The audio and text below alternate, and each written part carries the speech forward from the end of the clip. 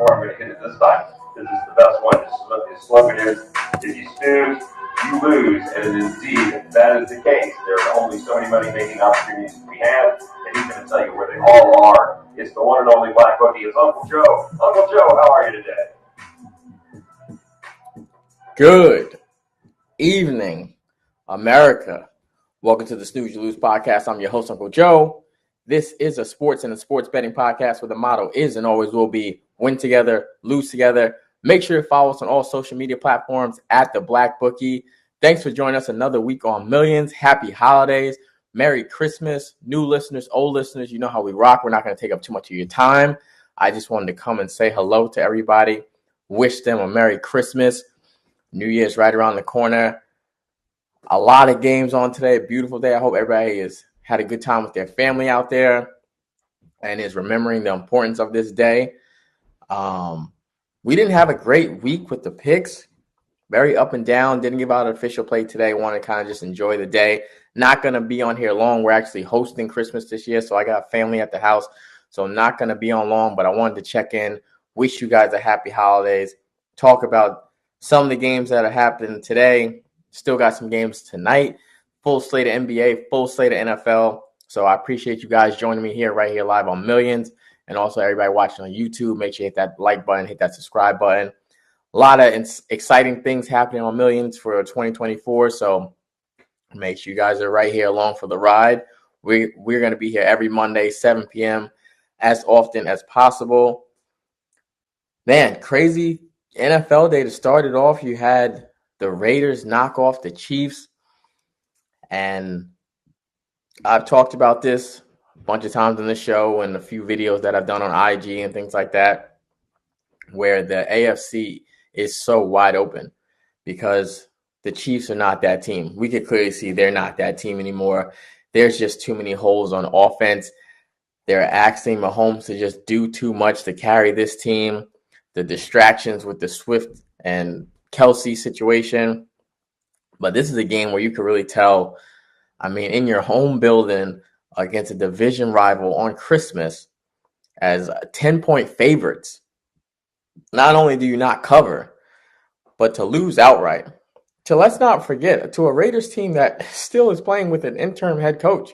Antonio Pierce, I think it's been 4 or 5 games now that he's taken over since the firing of Josh McDaniel. But, I mean, an intern head coach with a backup rookie quarterback on the road in your building, in a game you need to win. The Chiefs still need to win games for seeding for the playoffs and for their division. I mean, just astounding to just lay an egg where, I guess, in your own building on Christmas just did a no-show. Held to 7 points until the fourth quarter. The Raiders weren't able to run away with it, but were able to do it just enough to hold on. And like I said, the team playing tonight at 8 o'clock, it's Ravens or bust to win this AFC. You know, I was very high on the Jaguars coming into the season. That was really my sleeper team to take the next step and having a chance to go to the Super Bowl. But we've seen too many times, just like them getting blown out yesterday to the Buccaneers, just too many times where they got the names, they got the coaching, they got the roster. They still got that Jacksonville stench on them. They just can't shake the hex off of being the Jaguars, because there's no reason you should be getting blown out to the Buccaneers. It just shouldn't be happening. And technically a road game, but still in Florida, just no excuse for not just to completely lay an egg. The only place the Jags have played, they haven't played great at home this year. They have been better on the road, but the only place they really have looked dominant this season has been in London. They haven't looked great anywhere in the United States. So this Chiefs team is, you could see the frustration boil, even like what happened when they lost to the Bills game with the offsides for the game-winning touchdown that should have happened. It's chaos in Kansas City. And it's boiling. We've seen the frustration with Mahomes. We saw Travis Kelsey throwing his helmet today. It's just not clicking. They just don't have it. And the pressure's on, and they're running out of time. But the Ravens 49ers, this 8 o'clock game coming on, This is a potential Super Bowl matchup. I think these are the best two teams in their respectable divisions. I think the Niners are clearly the best team in the NFC. Ravens the best team in the AFC. This is a potential Super Bowl matchup. This is going to be a great game. I think San Fran pulls it out at home, but I think the Ravens keep it very close. I don't think this game gets ugly or out of reach. I think they probably do cover the touchdown. The -6 line is right now, but it's going to be a close game. Going to be hopefully a great game and really a potential Super Bowl matchup. I mean, you have the game going on right now too. You got Eagles Giants. This game was 20-3. Now it's 20-18. Another team, the Eagles are kind of just like the Chiefs, where the pressure's just backs against the wall, the pressure's boiling, and they are just not figuring out a way how to get things going in the right direction. And this Eagles team, especially last week, I really thought they were going to come in and take care of business against Seattle, laid an egg there to not only not cover, but to not win that game, with a chance to get a game up on the Cowboys in the division, have a closer chance to not having the best record in NFC, but winning their division, getting a game up on the Cowboys, putting themselves in a better position in the playoffs to have to at least go through Philly until you have to go play San Fran. And here we are now in the fourth quarter in a situation where they could lose this game. They were up 20-3, and they're in a position where they could lose this game, where you got DeVito playing in the loudest crowd on the road Christmas Day that he's ever been in, and it's a 2-point game. Just Chiefs and Eagles, both teams just not living up to the expectations, not living up to hype, and not getting the job done. We swing over to the NBA. Knicks Bucks had started off.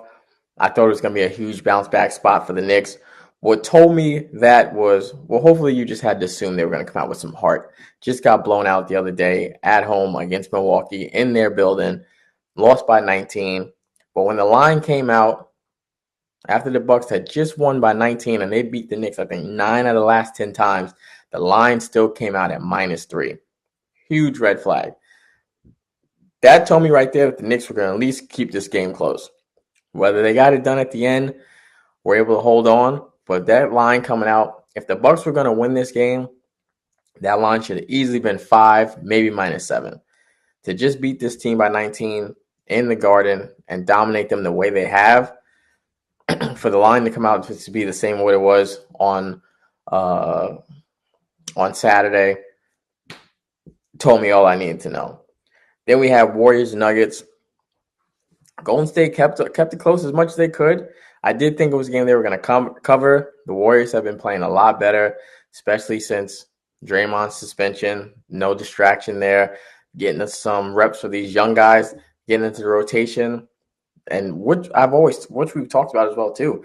As much as Draymond has been a crucial piece to the Warriors' success and their championship runs and the dynasty, he has been the glue and the backbone to that.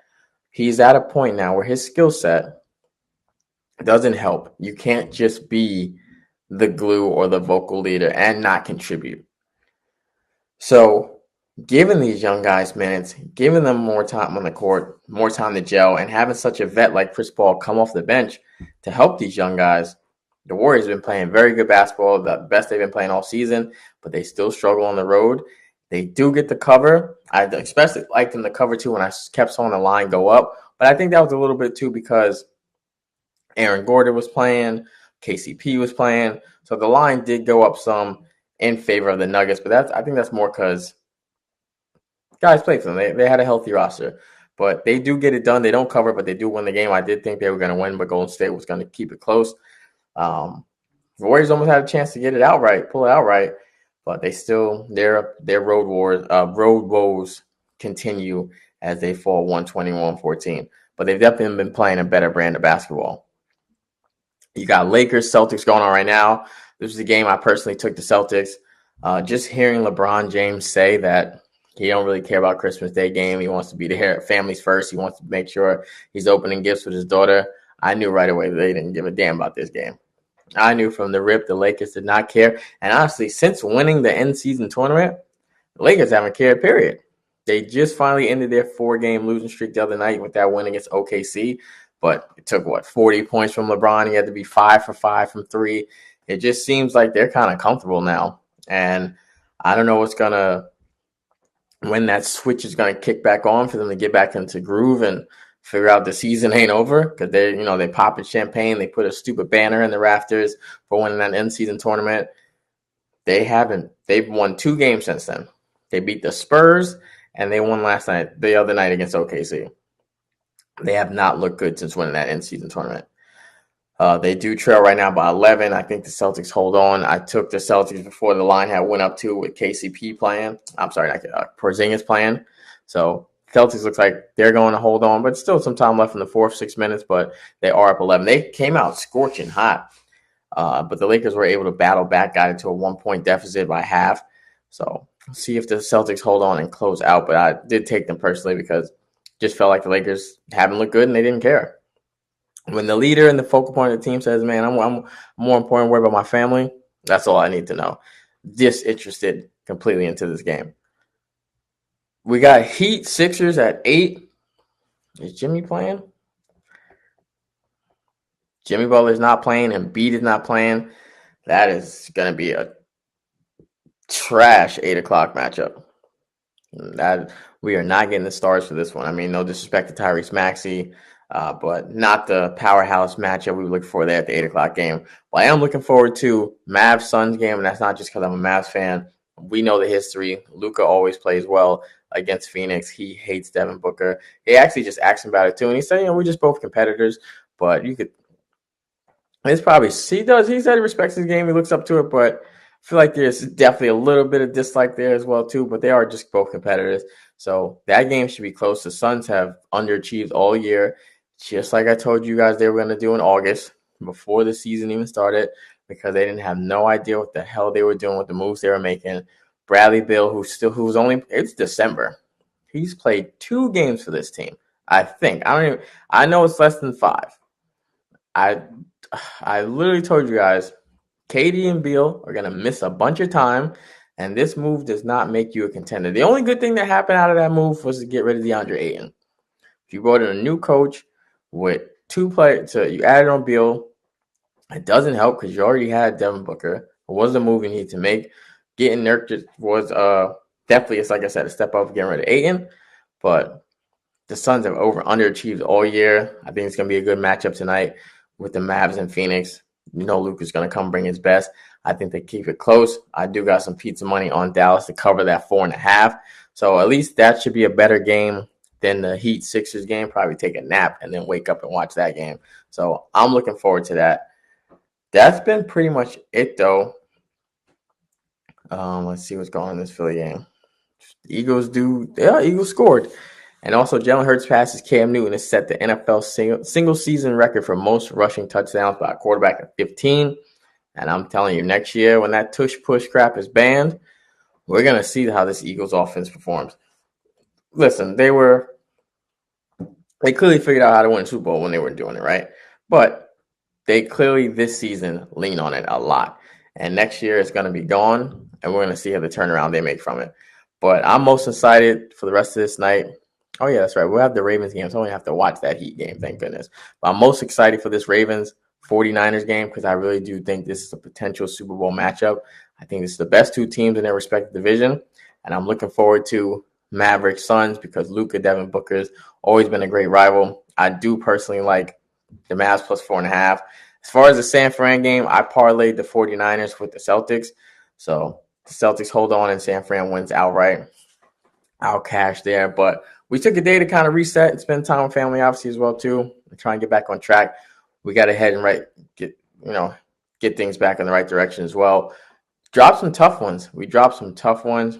2 plays we had dropped. Kings we had in regulation. They lost. They won out. They won in overtime. We had the Rangers on Saturday in regulation. They ended up winning in overtime. So some tough breaks there. And then yesterday with Snooze Lose pick, the Broncos absolutely killing us and finishing their season. They're done now. There's 5% chance they could still make the playoffs, and there's no way that's going to happen. They just need too much help, and they still have to win outright. So it's not going to happen. So to be at home Sunday night against a 3-11 team with your season on the line. All we needed was for them to win, and they couldn't get it done. They came back, ended up tying it up just to break our hearts and lose to a game-winning field goal. So, day to reset. Never chase. That's how you do it. You never chase. You got to know when you're gonna lose. These times are gonna happen. It stinks. I don't think we were really on the wrong side of any of those plays. Like I said, both the Kings play and the Rangers play, they both won. They just didn't get it done in regulation, and we took them in regulation to get more value in the play, and it just didn't come through. So, not terrible reads. I have had moments where we were just way off. They weren't bad reads, just didn't come through. So, we got to get things going. Make sure you guys do follow my guy, Bet the House _Bet the House on Twitter. He's hit his last 3 in a row. He's got things going in the right direction. He'll have a play Wednesday. So we'll have an official playback tomorrow. Try and get things going right. Try to end the year off right. I hope everybody had an awesome holiday. Merry Christmas. Thank you guys for spending some time and checking in with me. Prayers and love to all your family, anybody's traveling, things like that. But that's it. I just want to check in real quick. Like I said, we're hosting Christmas here at my house, so I still got family and stuff here. So I'm going to go back and spend some time with them and get ready to watch this potential Super Bowl matchup. I'm excited to see it. Let me know what you guys think, who you're rooting for, what any plays you got going on. If any of the late night games, in the Heat game, the Mavs game, or the football game, let me know what you guys got going on. But make sure you follow us on all social media platforms at The Black Bookie. Thank you for tuning in here on Millions. We'll be back next Monday. Actually, is that New Year's Day? Next Monday? Yeah. I should be here. I should be back. But if not, Happy New Year as well. Happy holidays to everybody. Thank you for kicking it with me for a little bit. And in words of the icon Billy Walters, I've had some losing weeks. I've had some losing months. Never had a losing year. Snooze Lose Podcast. Until next time.